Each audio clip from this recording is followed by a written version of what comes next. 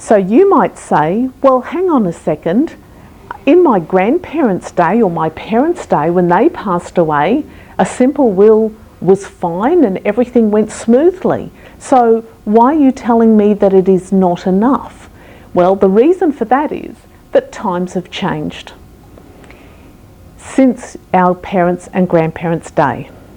And there have been three key drivers in the last 30 to 40 years that have meant that a will is not enough. So let's have a look at those drivers. The first one is that we have more wealth than our parents and grandparents did. For most of us, we now have superannuation, which adds to our wealth significantly. If you look at, say, your parents or grandparents in the 1970s, traditionally and primarily what they owned was a house, which might have been worth $30,000, and they had a bit of cash at bank. They didn't have super because super was only introduced compulsorily in the early 1990s, and that's all they had. It took them 30 years to pay off the mortgage.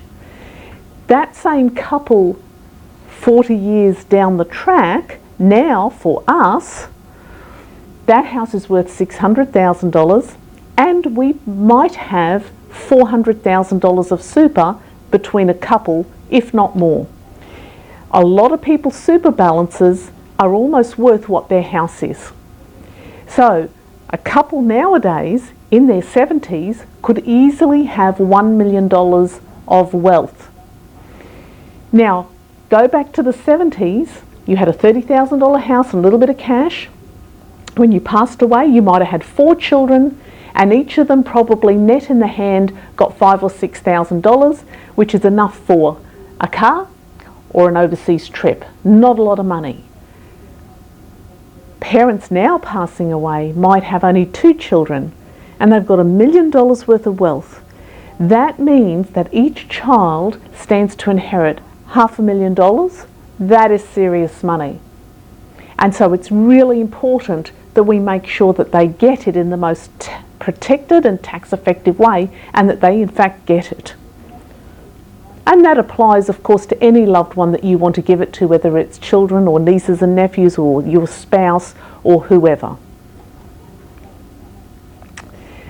With this extra wealth and assets comes additional complexity in how we hold our money.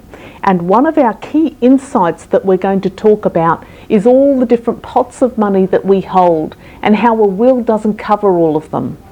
I'm thinking particularly of superannuation, but not just superannuation.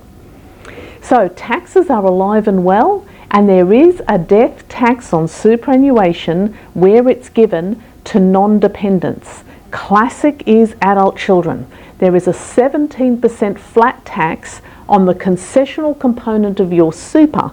So for every $100,000 of super that you have in that category, there is a $17,000 tax on it. If you have insurance in your super, the tax to those independents are $32,000. Huge taxes, and they need to be avoided if at all possible. And an estate plan can do that. A simple will doesn't go there. So that is a key thing. The other thing, there are one-off tax opportunities that you can incorporate into your estate plan. And I'm particularly thinking of testamentary trusts for your beneficiaries. And if you haven't had a serious discussion on testamentary trusts, I encourage you to see an estate planning lawyer to talk about this one-off tax opportunity for your loved ones, because it is incredibly powerful and effective, and there is nothing that you or I can have outside of that inheritance trust that matches it for tax opportunities. And finally, the third element is that our personal lives are way more complex than they were back, say, in the 70s. You will recall that in the mid-70s the Family Law Act came in and it introduced no blame divorce. So people started getting divorced and they started repartnering, and de facto relationships became the norm. And so we have the rise of Brady Bunch families. Some people call it blended families. Now, you have a blended family and you have double the size of your family, and second spouses, third spouses, children and stepchildren all have the ability to claim on your estate.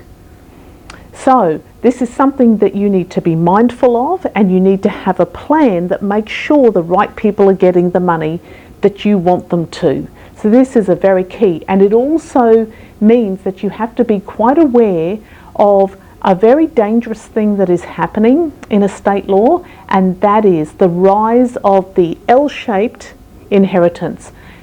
What do I mean by L-shaped inheritance?